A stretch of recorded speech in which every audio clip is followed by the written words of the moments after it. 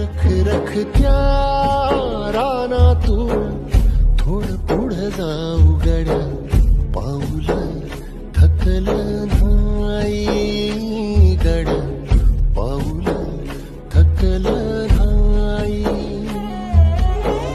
झालो बरबाद जारी बसला गाव उरी, कलेची आग सार जाळून बी जाईना. अडला घास असा का वनवास असा, पण हो घास अजून बी माग राहीना.